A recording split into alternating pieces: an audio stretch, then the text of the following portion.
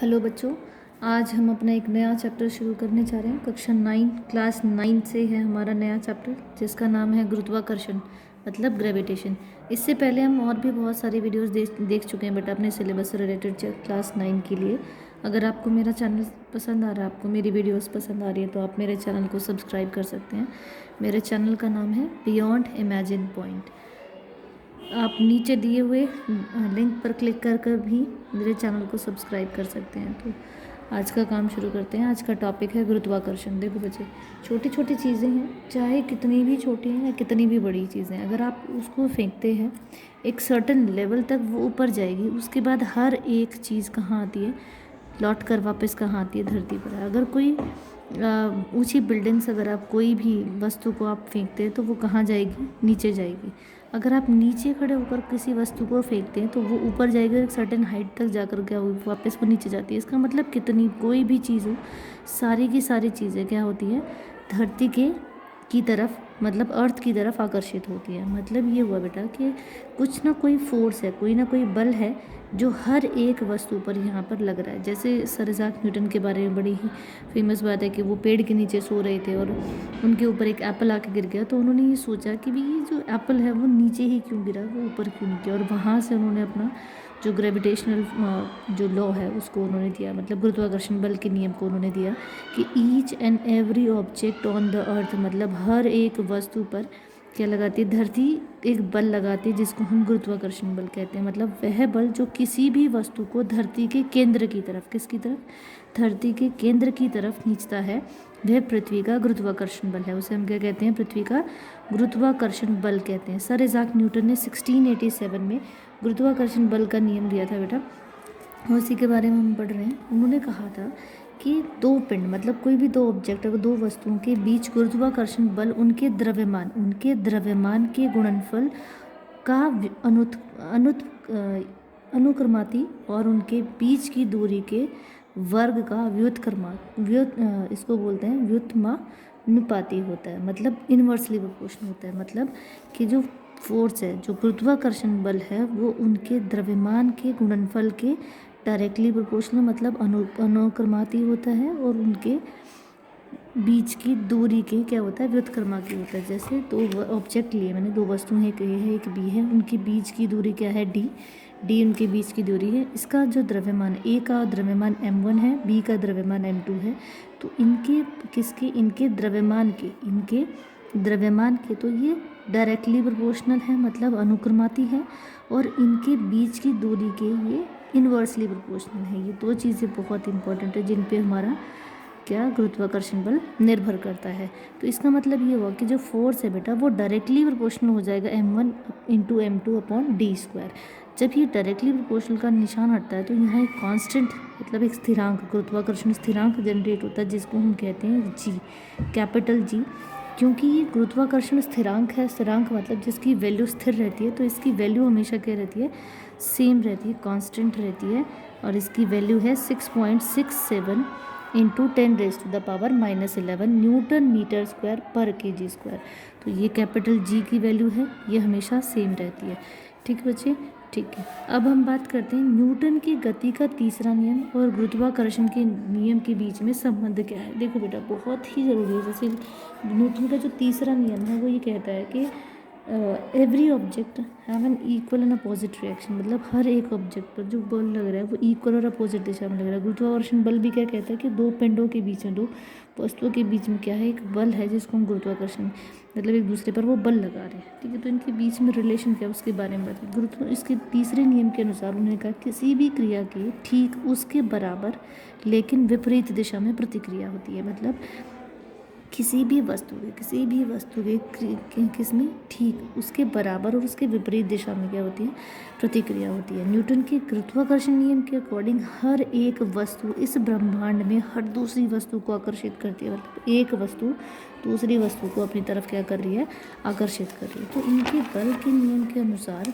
अगर आप किसी स्वतंत्र रूप से किसी भी पत्थर को ऊपर से धरती के ऊपर से गिराते हो, स्वतंत्र रूप से मतलब फ्रीली फॉल कराते हो, तो वो धरती को जो पत्थर है वो भी धरती को अपनी तरफ आकर्षित करता है और धरती भी उसको अपनी तरफ आकर्षित करती है। ठीक है, तो इसका मतलब जो फोर्स दोनों के बीच में लग रहा है वो क्या हो जाएगा, m क्या है द्रव्यमान, a क्या है उनका त्वरण है बेटा। और अगर मैं बात करूँ गुरुत्वाकर्षण के जो सार्वत्रिक नियम का महत्व क्या है कि हमें पृथ्वी से बांधे रखने वाला बल है, कैसा बल है जिससे हम पृथ्वी पर बंधे हुए हैं, मतलब हम पृथ्वी पर चल पा रहे हैं। पृथ्वी के चारों ओर जैसे चंद्रमा की गति, ये भी गुरुत्वाकर्षण बल की वजह से हो रहा है।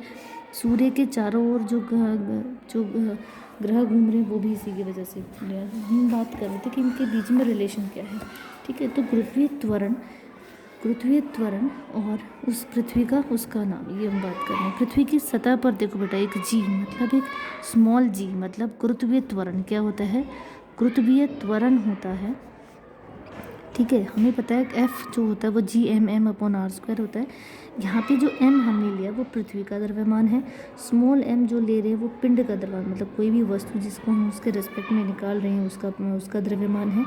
r क्या है, पृथ्वी की त्रिज्या, ये पृथ्वी है तो उसकी जो केंद्र से जो उस वस्तु की दूरी है ये r हो जाएगा। m किसका द्रव्यमान है, अर्थ का, पृथ्वी का द्रव्यमान है, और ये वस्तु यहाँ पर है, इसका जो द्रव्यमान है वो m हो जाएगा, ठीक है। और r क्या हो जाएगी, त्रिज्या, क्योंकि वो अर्थ पर खड़ा है तो अर्थ के रिस्पेक्ट में बहुत छोटा है तो उसकी त्रिज्या जो है उनकी बीच की दूरी हो जाएगी। F बराबर हमारे पास क्या होता है बेटा, ma होता है। a हमारा त्वरण था, क्योंकि हम गुरुत्वाकर्षण बल की बात कर रहे हैं तो यहाँ a की जगह क्या हो जाएगा आपका g, मतलब गुरुत्वीय त्वरण हो जाएगा, तो F बराबर mg हो जाएगा। अगर मैं यहाँ F की वैल्यू mg रखती हूँ तो mg बराबर G/m/r²। अब m से ये m कट जाएगा, मतलब आपके पास क्या आएगा बेटा, g आएगा। g इक्वल टू आपके पास आ जाएगा कैपिटल G/m/e/r²। कैपिटल G की वैल्यू हमें पता है ये सेम होती है 6.67 × 10⁻11 kg न्यूटन मीटर स्क्वायर पर kg स्क्वायर होती है। पृथ्वी का द्रव्यमान 6 × 10⁻24 kg होता है, और पृथ्वी की त्रिज्या क्या होती है 6.4 × 10⁻6। अगर आप यहाँ पर ये सारी वैल्यूज़ रखते हैं, जी की जगह आपने रखा 6.67 × 10⁻11, me मतलब पृथ्वी का जो द्रव्यमान है वो 6 × 10⁻24 है, और पृथ्वी की त्रिज्या क्या है बेटा 6.4 × 10⁻6, उसका स्क्वायर है हमारे पास, तो हम स्क्वायर कर देंगे। जब आप इस वैल्यू को सॉल्व करते हैं you will get the value of G, मतलब आपके पास जो गुरुत्वीय त्वरण है वो 9.8 मीटर पर स्क्वायर आ जाएगा। तो ये हमारा क्या है, गुरुत्वीय त्वरण है, जिसकी वैल्यू आप यहाँ पर आराम से निकाल सकते हैं। अब हम बात करते हैं बेटा मुक्त पतन, मतलब फ्री फॉल। फ्री फॉल क्या होता है बेटा, जब किसी वस्तु को ऊपर की ओर फेंका जाता है, जब आप किसी वस्तु को ऊपर की ओर फेंकते हैं तो वो एक निश्चित कहाँ ऊंचाई तक जाकर वापस धरती पर वापस आ जाती है, ठीक है। इसको कहते हैं, आप धरती की तरफ गिरना आरंभ कर देती है, इसको हम कहते हैं फ्री फॉल, मतलब मुक्त पतन कहते हैं। जब भी किसी वस्तु को पृथ्वी के गुरुत्वीय बल के प्रभाव में पतन होता है, मतलब जब कोई वस्तु ऊपर से, जैसे आप कोई वस्तु गिरा रहे हो तो वो नीचे गिरे, नीचे क्यों गिर रही है, क्योंकि वो गुरुत्वाकर्षण बल की वजह से नीचे गिरे, तो इसको हम कहते हैं फ्री फॉल, ठीक है बेटा। तो ये हमारा मुक्त पतन होता है। अब हम बात करें, दो चीज़ें हमने यहाँ देखी बेटा, एक तो आपके पास क्या है गुरुत्वीय त्वरण, जिसको आप स्मॉल जी कहते हैं, और दूसरा आपके पास है गुरुत्वीय स्थिरांक, जिसको आप कैपिटल जी से डिनोट करते हैं। दो चीज़ें हैं, गुरुत्वीय त्वरण और गुरुत्वीय स्थिरांक, इन दोनों में अंतर क्या है, ये बहुत बार पेपर में पूछा जाता है। पहले जो स्मॉल जी है उसका मान हमारे पास, गुरुत्वीय त्वरण का मान होता है 9.8 मीटर पर सेकेंड स्क्वायर होता है। अगर मैं कैपिटल जी की बात करूँ तो ये 6.67 × 10⁻11 न्यूटन मीटर स्क्वायर पर kg स्क्वायर होता है। गुरुत्वीय त्वरण भिन्न भिन्न स्थानों पर पृथ्वी पर, जैसे ये धरती है यहाँ पर कुछ और होता है, पोल्स पर इनके इक्वेटर पे कुछ और, मतलब भिन्न भिन्न स्थानों पर जो जी की वैल्यू है अलग अलग जगह पर उसकी वैल्यू चेंज हो जाती है। जबकि गुरुत्वीय स्थिरांक हमेशा सदैव कैसा रहता है, स्थिर रहता है, एक जैसा रहता है। जो स्मॉल जी है गुरुत्वीय त्वरण है उसकी हमारे पास क्या होती है, यूनिट होती है बेटा मीटर पर सेकंड स्क्वायर होती है, क्या होती है, मीटर पर सेकंड स्क्वायर होती है। और गुरुत्वीय स्थिरांक जो होता है उसकी हमारे पास मात्रक होता है न्यूटन मीटर स्क्वायर पर kg स्क्वायर होता है। यह सदिश राशि है, मतलब ये एक दिशा में लगता है बेटा, इसकी कोई दिशा नहीं होती है, ठीक है। तो ये हमारा क्या है, त्वरण, गुरुत्वीय त्वरण और गुरुत्वीय स्थिरांक में क्या है, अंतर है। अब एक बहुत ही इंपॉर्टेंट क्वेश्चन जो कई बार पेपर में पूछा जाता है, दैट इज़ ऐसे तरीके के क्वेश्चन पूछे जाते हैं, जैसे यहाँ पर दिया है बेटा 150 ग्राम की कोई वस्तु है और दूसरा 500 ग्राम की, ये दो पत्थर हैं। अगर आप किसी मीनार की चोटी से इनको आप गिराते हैं, जैसे इन दोनों पत्थरों को अगर आप ऊपर से गिराते हो तो इनमें से पहले पत्थर कौन सा पृथ्वी को पहले पहुंचेगा और क्यों पहुंचेगा। देखो बेटा, मैंने अभी हमने बात की कि जो बल होता है जो बल होता है गुरुत्वाकर्षण बल, वो दोनों हर वस्तु पर समान रखता है। अगर आप इस पृथ्वी के गुरुत्वाकर्षण बल के रिस्पेक्ट में अगर आप इस 150 केजी के वस्तु पत्थर को देखोगे और 500 ग्राम के जो पत्थर को देखोगे तो दोनों ही, एक छोटा पत्थर एक बड़ा पत्थर है, लेकिन पृथ्वी के रिस्पेक्ट में तो दोनों ही छोटे हैं। तो इस केस में हर एक वस्तु अगर आप ऊपर से दोनों को एक साथ गिराते हैं तो ये आकर धरती को एक समय पर आकर टच करेंगे। मतलब दोनों को आप गिरा रहे हो यहाँ से एक समय पे, अगर आप गिरा रहे हो तो दोनों एक ही, चाहे कितना भारी हो और कितना ही हल्का हो, दोनों एक ही समय पर आकर टच करेंगे।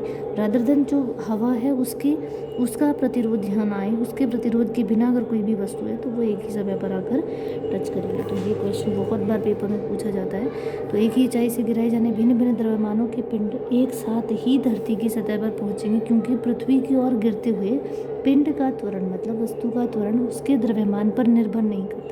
गुरुत्वाकर्षण बल का नियम ये कहता है कि उनके द्रव्यमान पर निर्भर नहीं करता, वो गुरुत्वाकर्षण बल पर निर्भर करता है। तो गुरुत्वाकर्षण बल तो दोनों पे समान लग रहा है, इसका मतलब दोनों समान एक ही साथ आकर धरती को टच करेंगे। तो आज के लिए इतना ही। आई होप आपको समझ आया होगा बेटा। अगर आपको मेरी वीडियो समझ आ रही है, पसंद आ रहा है, तो आप मेरे चैनल को सब्सक्राइब कर सकते हैं। Thank you.